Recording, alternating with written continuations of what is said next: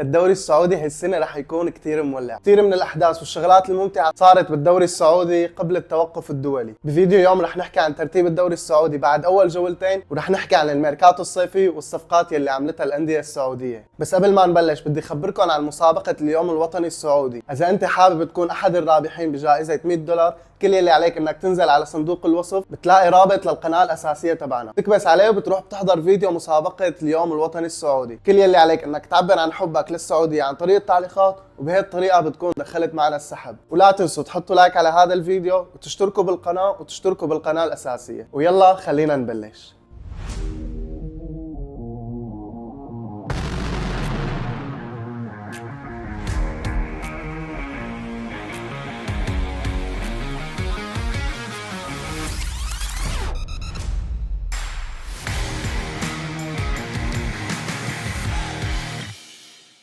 الدوري السعودي من بدايته اعطانا مؤشرات انه رح يكون هالسنه دوري تنافسي بحت، يعني على حسب توقعاتي ما رح يكون الهلال هو المسيطر على الدوري، وهذا الشيء ايجابي للدوري السعودي. وفي انديه دخلت سباق الميركاتو الصيفي مثل القادسيه والشباب، وعملوا صفقات مرتبة وحلوة. وحاليا ترتيب الدوري السعودي بيتشارك فيها الصدارة الهلال والقادسية والاتحاد والاتفاق برصيد 6 نقاط لكل فريق. أما النصر بيجي معنا بالمركز الخامس برصيد 4 نقاط، والرياض برصيد 4 نقاط، والوحدة بالمركز السابع كمان برصيد 4 نقاط. أما الأهلي بالمركز الثامن برصيد 3 نقاط، تعاون بالمركز التاسع، والخليج بالمركز العاشر، والشباب والفتح بمركز 11 وال12، وهدول الفرق كلهم برصيد 3 نقاط. أما الرائد بالمركز 13 برصيد نقطة واحدة، وضمك والخلود والعروبة والفيحاء والأخدود بيحتلوا المراكز الأخيرة برصيد 0 نقاط. أما هدافين الدوري بعد جولتين، ألكسندر ميتروفيتش برصيد 4 أهداف،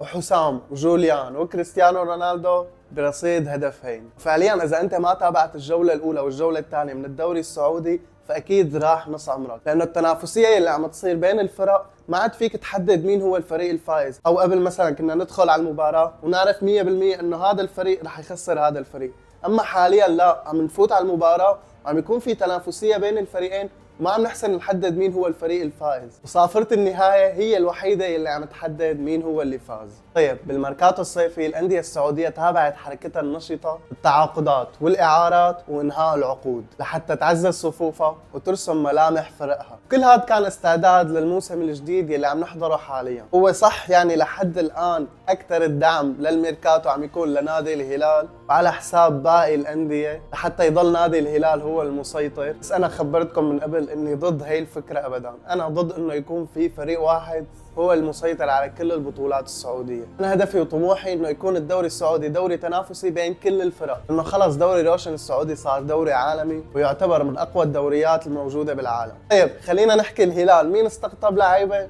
وعن مين تخلى هذا الموسم. الهلال ضم لفريقه جواو كانسيلو من مانشستر سيتي، ومتعب الحربي من الشباب، وماركوس ليوناردو من بنفيكا البرتغالي، وخالد الغنام من الاتفاق. بتخلى عن كتير لعيبه منهم ماثيوس بيريرا وسلمان الفرج وصالح الشهري ومتعب المفرج ومحمد جحفلي وعبد الاله المالكي ومحمد برناوي ورياض الاسمري ومعاذ فقيه واحمد آل جبيع وعبد الله الزيد وفيصل الاسمري وميشائيل واحمد ابو راسين وصهيب الزيد وسعود عبد الحميد ومصعب الجوير وحبيب الوطيان وكريم اشرف وعبد الله رديف ومحمد البريك.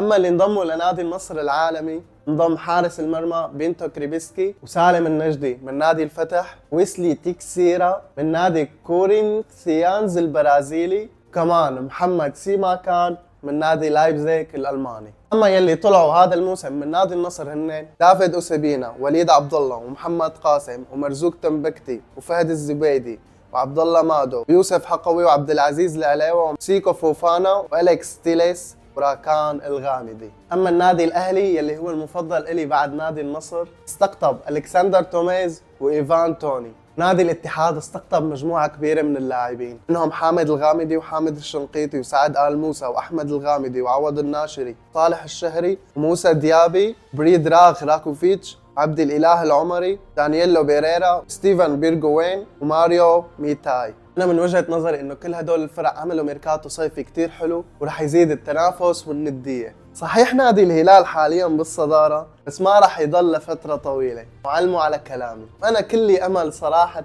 إنه النصر يحقق الدوري هاي السنة، وإن شاء الله هذا الشيء راح يصير. إن شاء الله ما يضل التركيز بس على دعم نادي الهلال حصرا، يكون الدعم متوجه لكل الأندية السعودية. هيك كان فيديو بسيط عرفنا فيه على ترتيب الدوري السعودي وكمان الصفقات اللي صارت بالميركاتو الصيفي، وهذا الفيديو هو افتتاحية لموسم رح يكون كتير حماسي. لهيك اشتركوا بالقناة وحطوا لايك على الفيديو.